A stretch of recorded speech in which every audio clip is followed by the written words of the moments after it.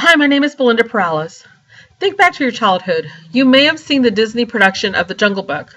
The Jungle Book is an animation based on the fictional book written by Rudyard Kipling. In the story, the young boy Mowgli is an orphan who's lost in the jungle, and a mother wolf takes him in and raises him as her own. Of course, this is an exaggeration between the animal world and the human population, but when we think about cultures, we perceive them as different. And different, what I mean by different is regards to manner, purpose, religion, beliefs, traditions, habits, customs, and the list goes on. The vast cultural differences began in 1965 with the 1965 Immigration and Nationality Act that was signed. Since then, 50 years have passed. 59 million immigrants have moved to the United States, making the U.S. the #1 immigration destination on the planet. Just like Mowgli, when he returned to human culture, we within our society adjust unconsciously to the diversity of other cultures. Indeed, culture differences can be awkward and offensive. That's a way of communication. Personal space, for one, is an observation where we stand maybe at arm's length apart from another individual we're speaking to, for the Westerners. In the Asian and Arab cultures, they stand much closer. Touching is also important to some cultures. And the Eastern countries, it's a taboo or even considered offensive. Hand gestures, for instance, a thumbs up means a good job. But in Australia, Greece, or even some of the Middle East countries, it's offensive because someone's telling you up yours or sit on this. In 2005, President George Bush used hook 'em horns. Well, the media took a frenzy with this because in the Italian culture, that means il cornato, which is also a woman who's cheating on her husband. So clothing can also have a meaning. In China, red stands for lucky.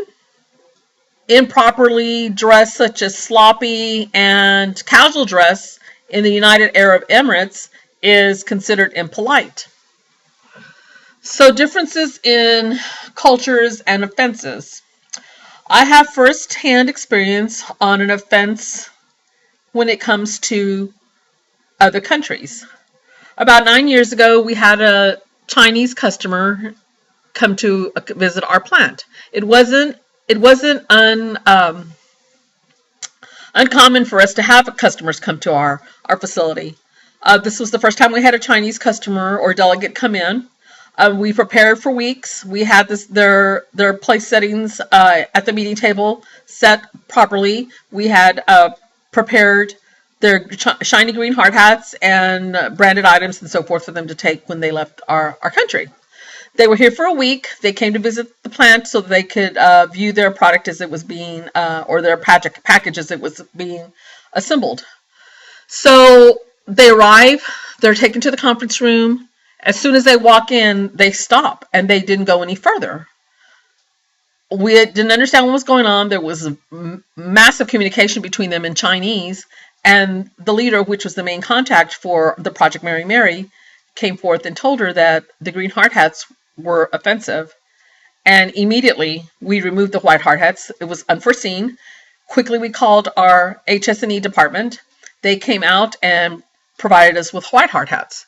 The visit went on. It was very successful. The customer was very pleased. So post-mortem meeting, we come quickly to learn that the green hat, whether it's a green hard hat or a hat, in the Chinese culture is a symbol of a kugel, which kugel is the same as il contrario in Italian, which means basically a man who has an unfaithful wife. So with our lack of knowledge of the Chinese culture, we soon made improvements in our proficiency when it came to our customer visits.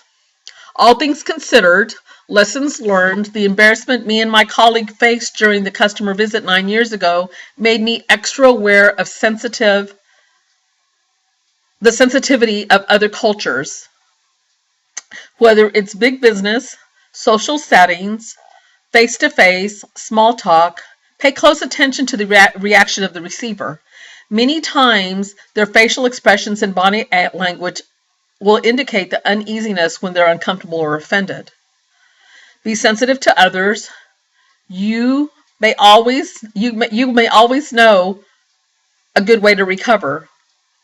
So that makes the difference. Thank you for listening.